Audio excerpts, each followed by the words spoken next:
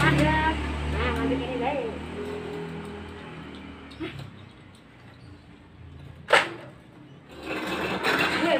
Iki yo ngene iki.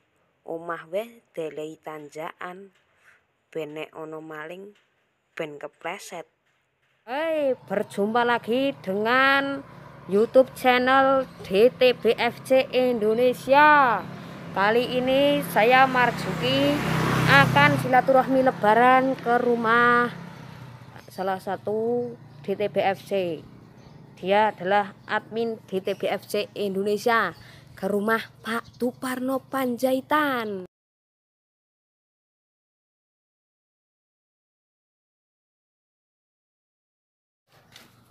Rumahnya neng Cibungan, Yogyakarta.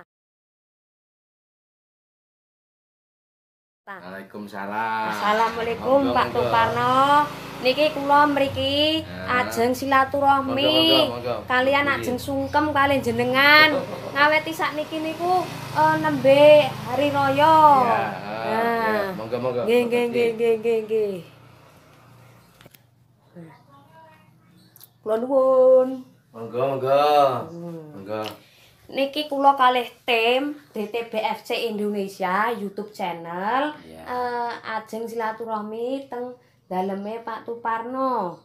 Nah, sepisan kula niku mriki ajeng silaturahmi, ping pindhone ajeng dolan, ping telune nggih ajeng jagongan. Kula ngaturaken sugeng riyadi minal aidin wal faidin menawi kula sak lamine kalih Pak Tuparno wonten sak kesalahan, wonten lepat, wonten keklentunan kula nyuwun pangapunten nggih Pak Tuparno.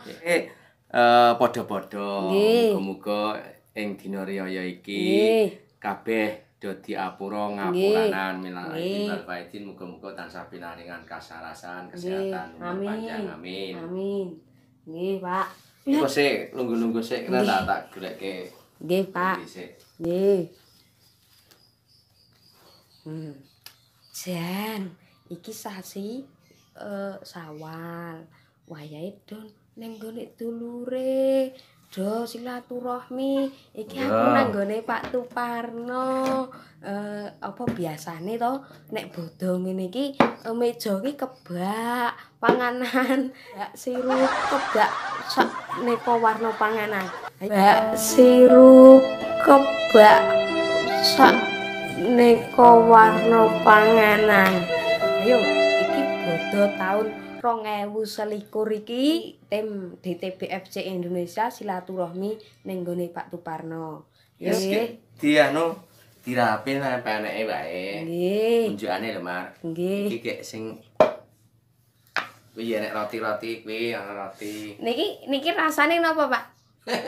Iki ya gandeng iki ya krisis moneter. Nggih. Akibate Covid jare ora entuk dodolan. Nggih, mboten nangsal mudik. Mboten nangsal silaturahmi. Lah wong aku ya nyempak sapa saiki mumpung ning lingkungan ya ora entuk arabian. Jan, apes aku malah tekan kene iki oleh air putih rasa tapi yo darah nyiapi apa lho sedulur lek sing teko. Lah iya. Lah nggih. Lah napa mboten do dugi, Pak?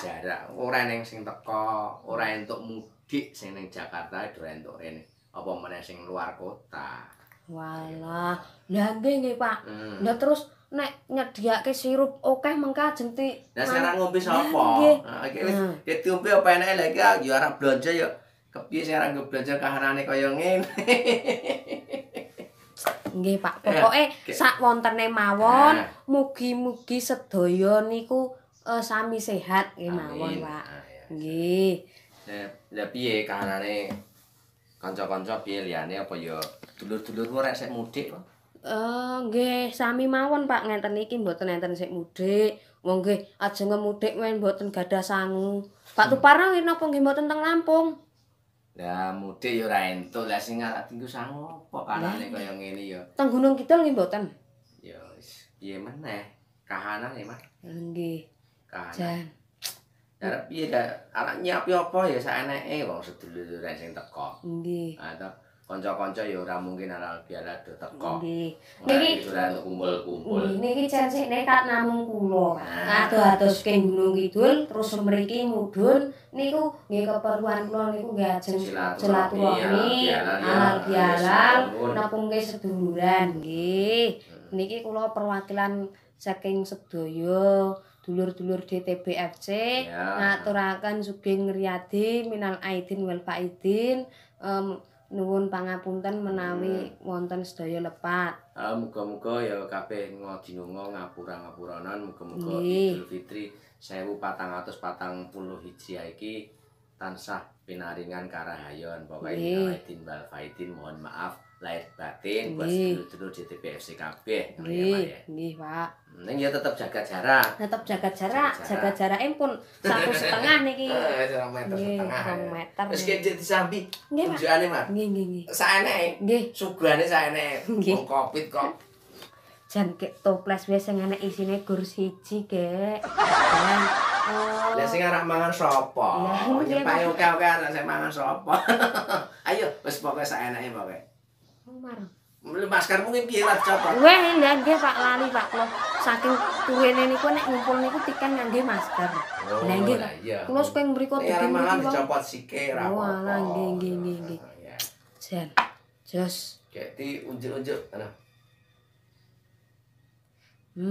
Ajeng toya petake ning nek kumpul sedulur mesti ya seger Pak. Ya alhamdulillah pokoke sing penting disyukuri enek sing penting bersyukur. Amarga niku nggih sakniki niku kahanan Pak. Kahanane kados ngeten.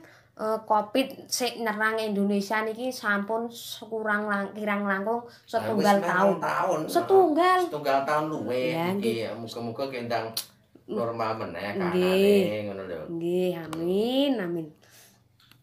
Nggih, nek ngoten nggih pun Pak niki pun pentawis dalu, pun sak pentawis dalu, kula sik penting nggih sampun silaturahmi napa ing hari raya Idul Fitri menika mugi sami sehat lan diparingi rezeki ingkang berkah barokah.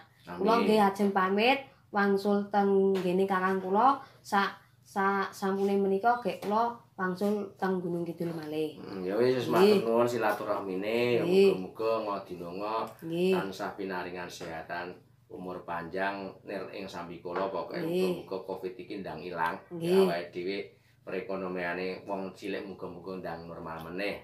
Ya muga-muga sak balimu sak pungkurmu muga-muga tansah ing sambi kula sing ati-ati, muga tekan omah kanthi selamat. Amin. Matur nuwun Pak. Kula nggih pamit riyen. Ya. Wes sak ya ngene. Nggih kula. Ya. Monggo Pak. Nggih ya, monggo.